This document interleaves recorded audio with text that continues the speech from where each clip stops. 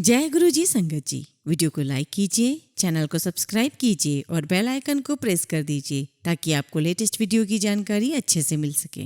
जय गुरु जी संगत जी। संगत जी, गुरु जी ने हजारों प्रकार की बीमारियों का इलाज किया। उन्होंने लोगों को कठिनाइयों से बाहर निकालने में मदद की।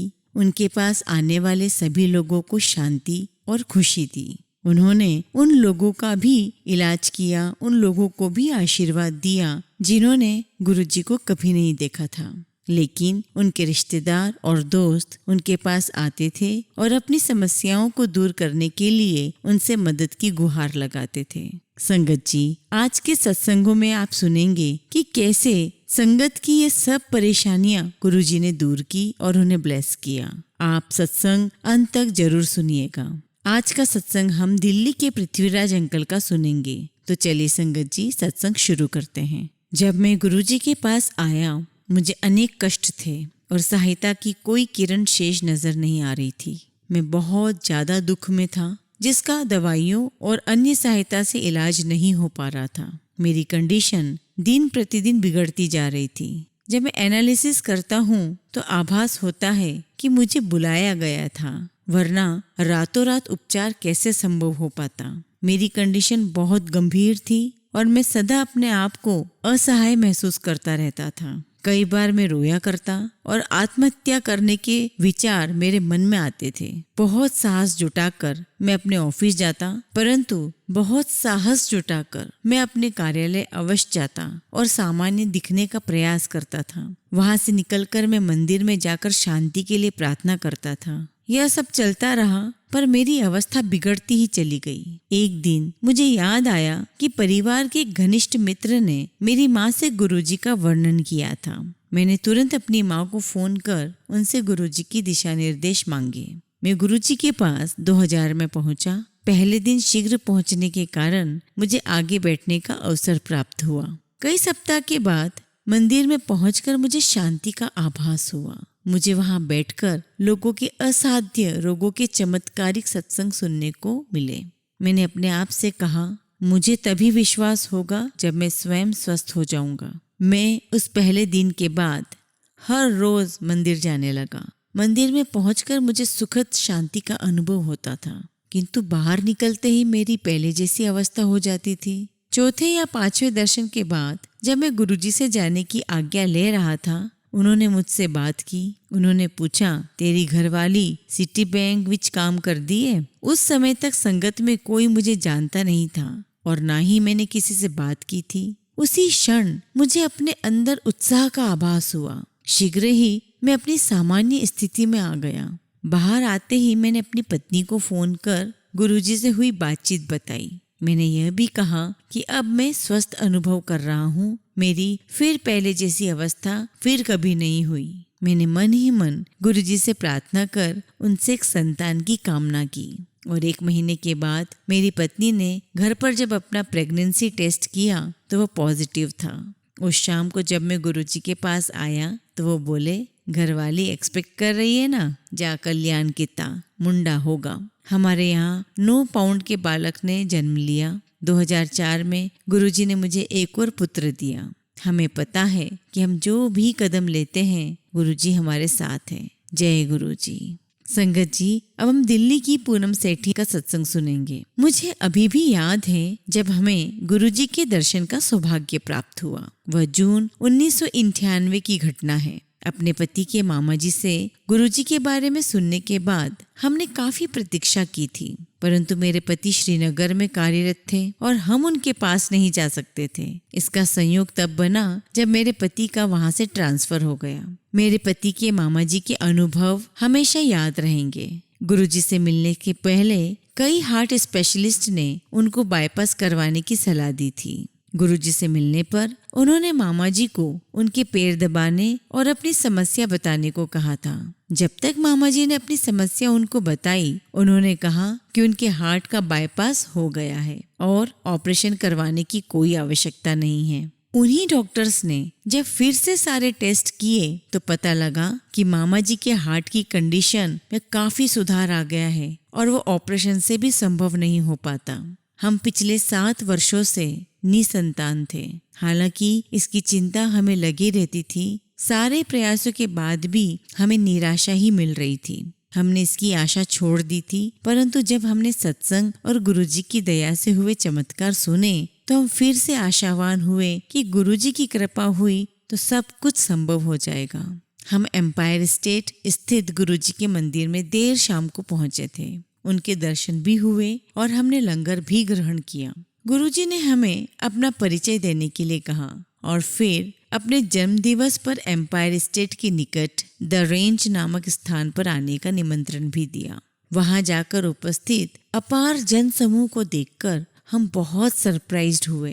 प्रत्येक को गुरुजी की कृपा के बारे में कुछ न कुछ बताने के लिए कहा था, इस आशा से कि हमें भी कभी गुरुजी का आशीर्वाद मिलेगा। हमने गुरुजी के पास जाने का नियम बना लिया। हम गुरुजी को अपनी समस्या के बारे में बताना चाहते थे, किंतु संगत के सदस्यों ने मना किया और कहा कि समय आने पर गुरुजी स्वयं ही उसका उल्लेख करेंगे। एक दिन गुरुजी ने उनके पास आने का कारण पूछा तो मैंने उन्हें बताया कि मेरी कोई संतान नहीं है। उन्होंने कहा कि हमारी संतान होगी और हमारे आने के दिन निश्चित कर दिए गए। मैं गुरुजी के कथन से प्रसन्न थी, किंतु मुझे यह भी चिंता थी कि क्या गुरुजी को वास्तव में हमारी समस्या का ज्ञान है? क्या उन्हें पता है कि हमारे कितने उपचार हो चुके हैं और वह सब असफल रहे हैं? मैं सोच रही थी कि क्या उन्हें पता है कि मेरी गर्भाशय की नलियों में कुछ त्रुटि है और मेरे पति में शुक्राणुओं की संख्या कम है। इसलिए डॉक्टर्स ने हमें IVF करवाने का सुझाव दिया था, किंतु अधिक मूल्यवान होने के साथ ही उसके सफल होने की आशा भी बहुत कम थी। हम गुरुजी के दर्शन उनके निश्चित किए दिनों में ही किया करते थे। अन्य क्षेत्रों में हम लगातार प्रगति कर रहे थे। मेरा कार्य स्थायी हो गया था। मेरे पति को एग्जीक्यूटिव MBA करने के लिए नामांकित किया गया था,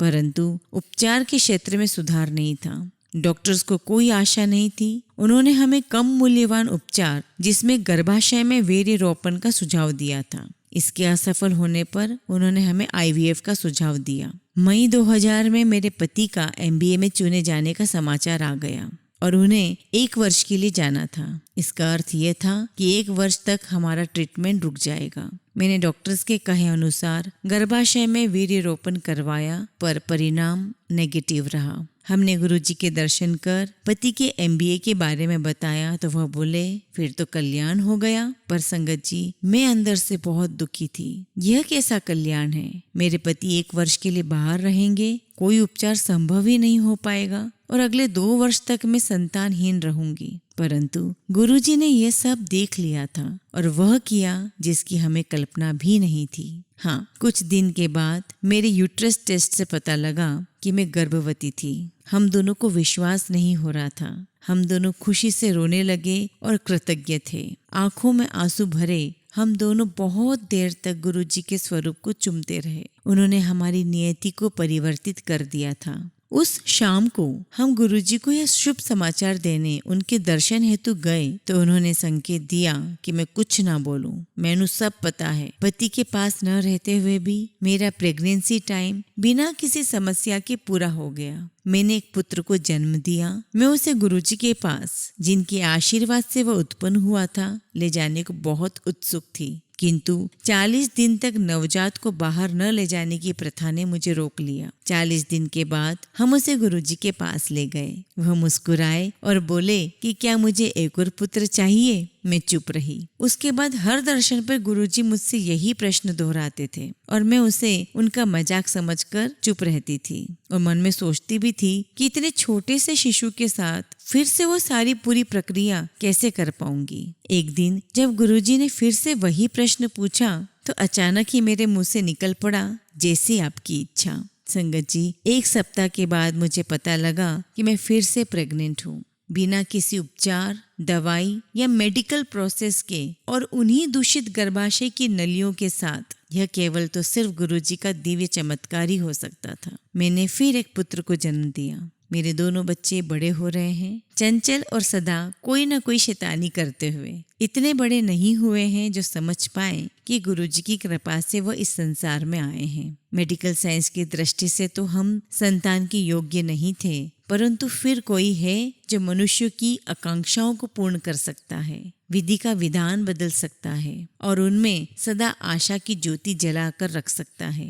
गुरुजी, आप धन्य हैं। आपने अपनी संगत में हमें आश्रय दिया और हमारे जीवन को ऐसे परिवर्तित किया जो किसी और से संभव नहीं था। जय गुरुजी। संगत जी, अब हम अगला सत्संग दिल्ली की पूर्णिमा अली आंटी का सुनेंगे। गुरुजी से मिलना मेरे जीवन का सबसे सुंदर अनुभव रहा है। मार्च 2005 में जब मैं बहुत अस्वस्थ चल रही थी, मुझे उनके प्रथम दर्शन का सौभाग्य प्राप्त हुआ। अक्सर मैं हॉस्पिटल्स में रहा करती थी। मेरे पैर इतने सूजे हुए थे कि मेरी बेटियों को उन्हें उठाकर बिस्तर पर या जमीन पर रखना पड़ता था। मैं चलने का सोच भी नहीं सकती थी। जमीन पर बैठना तो बहुत दूर की बात थी। पहले दिन जब मैं गुरुजी के पास गई, मुझे मेरी 96 वर्षीय आंटी, उनके पुत्र और बहू लेकर गए थे। मैं चल भी नहीं पा रही थी और मेरी सांसें फूल रही थी। लंगर के बाद जब मैं घर गई तो कई वर्षों बाद मुझे चैन से नींद आई।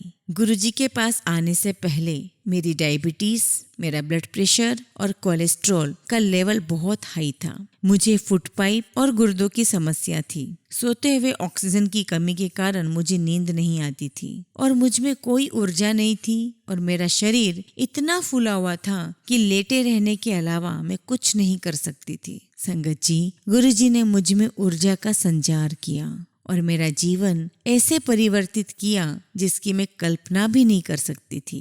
यह पुनर्जन्म लेकर जीवन के नए रूप में रहने के समान है। मेरे शारीरिक उपचार के साथ साथ मेरा मानसिक उपचार भी हुआ। दूसरे या तीसरे लंगर के बाद गुरुजी ने हमें लंगर के बाद रोक लिया। उनका प्रेम प्रवाह इतना तीव्र है कि मैं सब कुछ भूलकर उसके आनंद में डूब गई। सब समस्या भूलकर जीवन इतना सरल हो जाता है कि हम सदा उनके संरक्षण में रहना चाहते हैं। वह मेरे सर्वस्व हैं, क्योंकि मैं उनके बिना कुछ नहीं कर सकती हूँ और कुछ करना भी नहीं चाहती हूँ। त्रिदेव एक ही हैं और वह हमें बचाने के लिए अवतरित हुए हैं। उनके पास पहुँचना ही अपने आप में एक चमत्कार है। हमारे जीवन में उनकी उपस्थिति अनिवार्य है और हम केवल उन्हें अपना अनकंडीशनल लव और आस्था समर्पित कर सकते हैं। उनके साथ होने का तात्पर्य है कि हम किसी पिछले जन्म में उनके साथ थे और हम उनके अभिन्न अंग हैं। इसी कारण हम इस जन्म में भी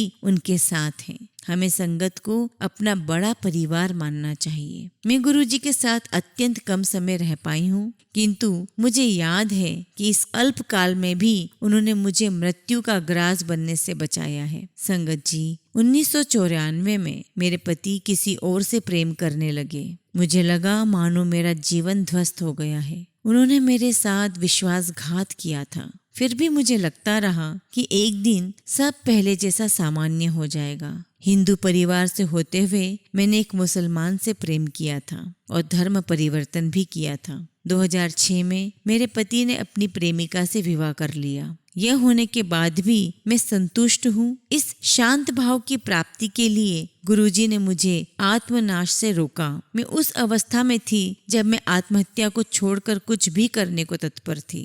1998 में मेरी एक बहुत बड़ी सर्जरी हुई जो 7-8 घंटे चली। उसके बाद जब मेरी जीवन नैया डूब रही थी, गुरुजी ने मुझे बचाया। कुछ समय पूर्व ही होली के अवसर पर मेरे पैरों में बहुत सारे छाले हो गए और किसी कारणवश ये सड़ने लगे। घाव में से बदबू आने लगी। डॉक्टर ने मेरा पैर देखकर कहा कि अंगूठे को काटना पड़ेगा। उस दिन गुरुवार था और गुरुजी के दर्शन के लिए मेरा नियत दिन शुक्रवार था। कहने की आवश्यकता नहीं है कि उनकी आज्ञा के बिना मैं कुछ भी करवाने को तैयार नहीं थी। गुरुजी ने मुझसे कहा कि एक छोटा सा छेद करने से वह ठीक हो जाएगा। वैसा ही मैंने किया और वैसा करने से 1 महीने में ही मैं ठीक हो गई। कभी कभी मैं इतनी दुखी होती हूँ कि क्यों मैं अपने शरीर के प्रति इतना असावधान रही हूँ। क्यों मैंने इसका ध्यान नहीं रखा है। यदि मुझे पता होता कि एक दिन मुझे अपने स्वामी के दर्शन करने पड़ेंगे तो मैं अपने शरीर को इतना रोगग्रस्त नहीं होने देती और उन पर इतना बोझ नहीं बनती।